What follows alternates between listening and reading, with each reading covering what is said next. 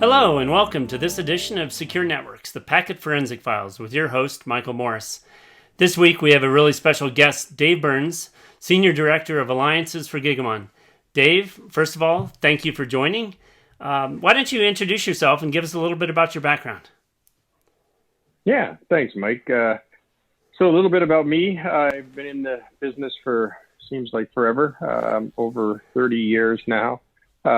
I manage a lot of the complex partner relationships that we have, really seeing how we can, enhance, complement, and differentiate each other with a true better together solution. So our customers are providing something much better with us combined than two of us separate. Yeah. Well, and again, thank you for spending a little time with one of the things I wanted to get into is obviously, both of us here working out of our home office. Huge shift in the IT security space right now with remote workers. From a Gigamon perspective and from your experience, what are you seeing as some of the biggest challenges IT groups are facing, and what are they doing to solve them? Yeah, I think there's a few. I think the biggest challenge that we're seeing right there is this whole LAN to WAN. Everybody was, busy kind of supporting their internal networks, their HQ networks. People were coming into the office and, they were looking at how they were to secure that environment. Now that people are remote, working from home, their devices are connecting to their own Wi-Fi networks and then VPN back into, the host office or the control centers. There's a lot of security risks in regards to that, right? And there's a visibility requirement to be able to understand not only where the people are, but how can they remain to be productive? How can they remain secure in those environments? And how can their company still perform? So getting visibility into those areas to be able to understand what's happening and when it's happening is key to what I'm seeing, at least in the field, for these companies adjusting to this new way of work.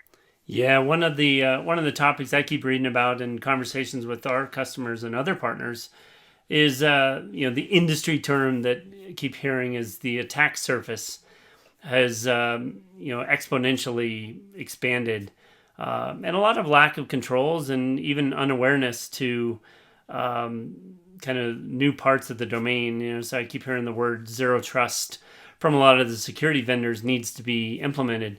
What are some of the best practices you're getting from customers, and what are you guys all doing to really help that? Yeah, I think zero trust is huge, right? It's definitely something that everybody is looking at today from a security perspective. A lot of the customers that we're finding are realizing very quickly that it becomes much more difficult with the remote working capabilities that are being, thrust upon us in this whole time that we're in right now. So just the lack of visibility towards those customers and needing to ensure that the tools that they have deployed, for example, like what we're doing today with Endace and ourselves here at Gigamon, getting them access to the data that they need to be able to see what is happening from a remote perspective inside their environment is key to them being successful, right? They don't know who's accessing from where, and even if that person that's dialing into their VPN is truly an employee. So there's areas that we need to be able to provide visibility to those customers so that they can understand not only who's accessing the network, but what they're accessing, are they getting what they need, and what else is actually transpired across that environment into their network from devices that typically don't connect on a day-to-day basis. Mm-hmm. Yeah, and it's funny. A lot of people are talking about the security side of things, but honestly, one of the first challenges is the performance and capacity of a much heavier loaded remote VPN infrastructure, right? So a lot of these organizations that especially you look at government and maybe some industries that don't have as many quote unquote remote workers, just is their infrastructure set up to handle the loads, the usage, video streaming services like what we're doing right now, video conferencing services. What do you see in some of the challenges the IT groups and the security groups are facing, really around capacity and performance?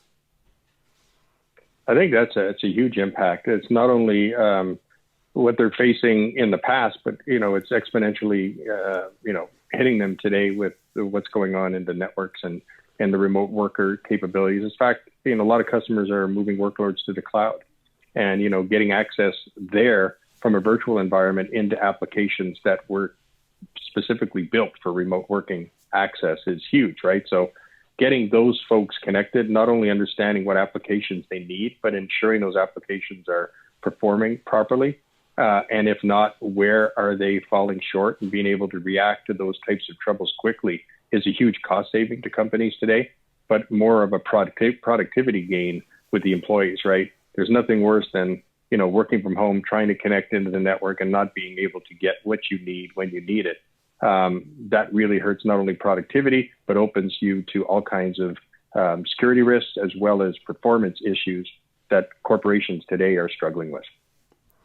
Yeah, and along those lines, I mean, you hit on the head one of the topics, that I regularly hear in my conversations with our customers as well, is they just have, between the security teams and the network teams, they just have too many tools.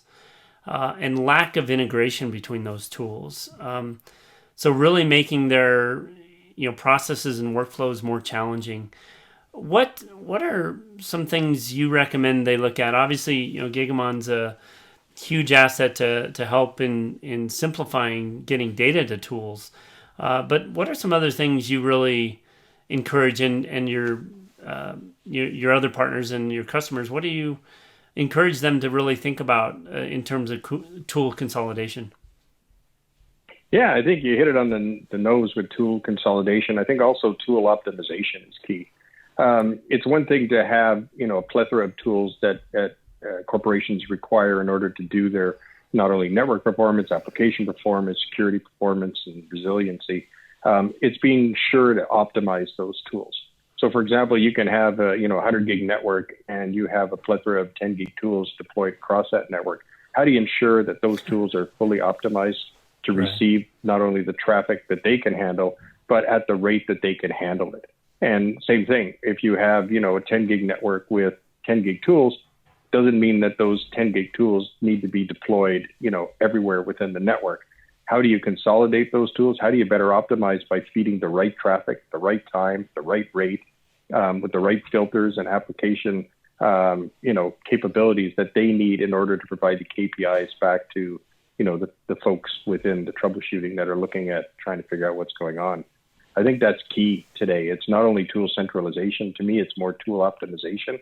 And I think what's great for the tools is they can get more access to more of the network to provide better KPIs overall, because now they're not only burdened with having to filter or deduplicate traffic or ensure that certain payloads are stripped.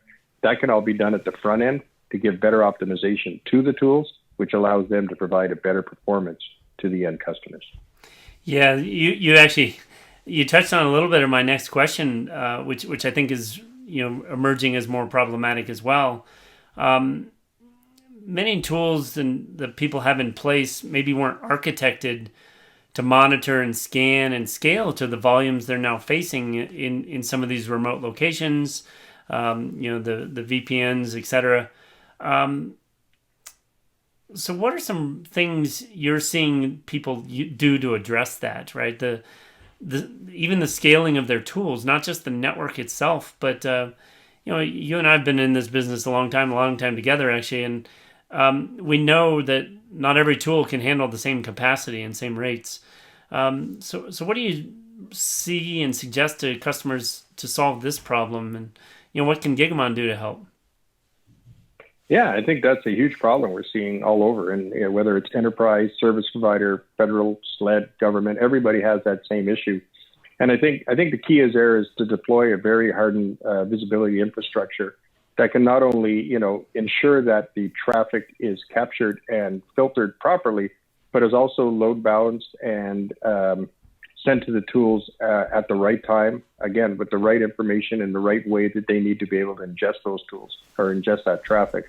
I think what's really key is you need to have a high availability capability within your infrastructure so that those tools not only are truly receiving the traffic in the way that they need to ingest it, but that there's a way that when trouble is found or potentially infiltrating the network, that they are able to quickly act on that and be able to use that filtering capability from a visibility standpoint to look at where that trouble is actually coming from, to do a deep diagnostics quickly so that they can get to the root cause of what's going on. And I think that combination of the right tools feeding or being fed the right traffic at the right time with an integration of the tools and visibility to each other can not only provide the data they need at the time that the trouble is coming in, but can give them that real look back at what happened and why it happened going forward. Yeah. Following on that, just building on that, one of the issues I know that many SecOps teams in particular are just constantly faced with is just too many alarms, right? Too much information. We talked about the tool challenge, but just the pure volume and cutting through the noise really to find or to get rid of false positives, and to get to real issues. What are some things you're seeing and people doing to really help speed incident response, and simplify the alarm volume, the tsunami they like to talk about? What are you some thoughts on that? Yeah, I see that quite a bit, and I see there's a lot of traffic traversing the network, and a lot of areas where bad actors can infiltrate the network and provide malware, botnets, spyware, whatever is coming through.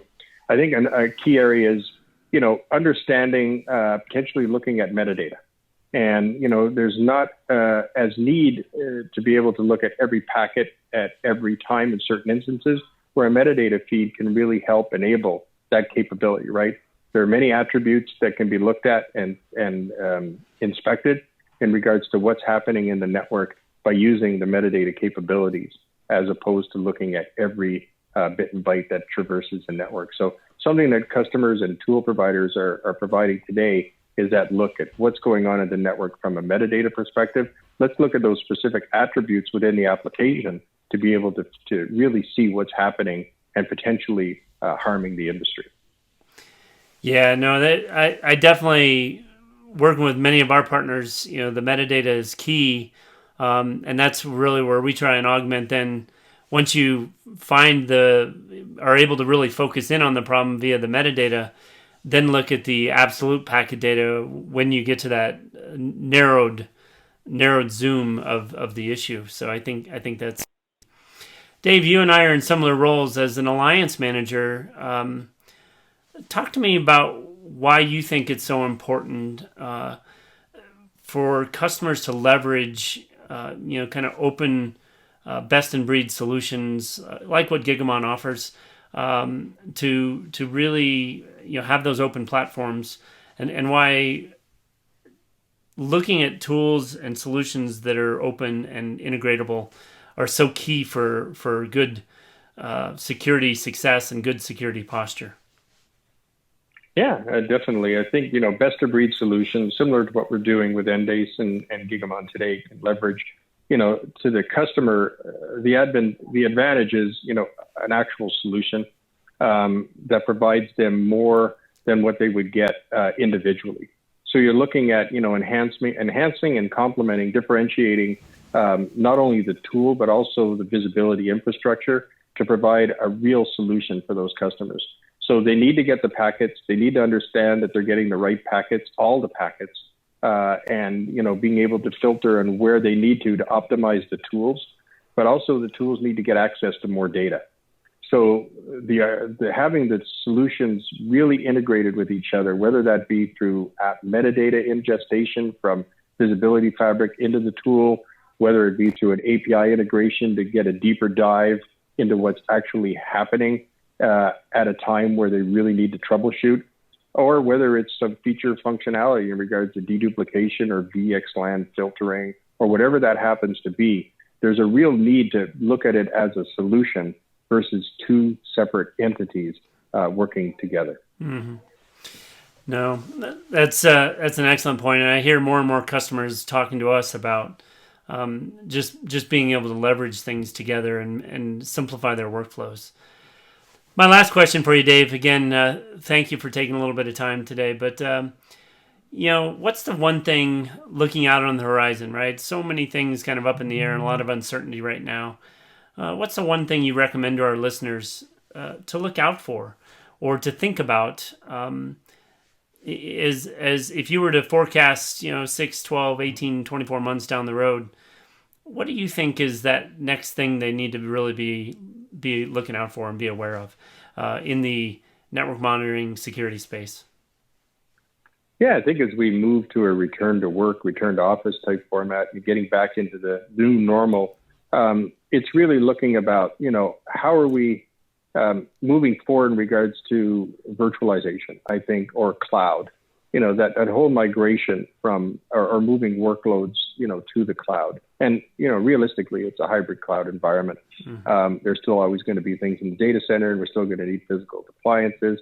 But there's a combination now of what we need to do. What cloud are we moving it into? And does that cloud provider provide you visibility to your applications so you're able to actually leverage the tools to be able to diagnose what's going on from your environment perspective? So I think, as you move to the cloud, what cloud are you moving to be able to think about what that provider gives you in regards to looking at how your applications are performing and what diagnostics you can leverage to do that. I know from a Gigamon perspective, we're working with all the major cloud providers and putting our visibility fabric within those clouds, but it's definitely something I think that people should look for and be asking about before making that move. Great insights, Dave. Great insights. Again, thank you for taking the time. Thank you for sharing your experience in how better to secure networks. So we ask our listeners to tune in next time for another edition of the Endace Packet Forensic Files. For more information about Endace's network packet capture platform and our integration with Fusion partners like Gigamon, please go to endace.com. Thanks again.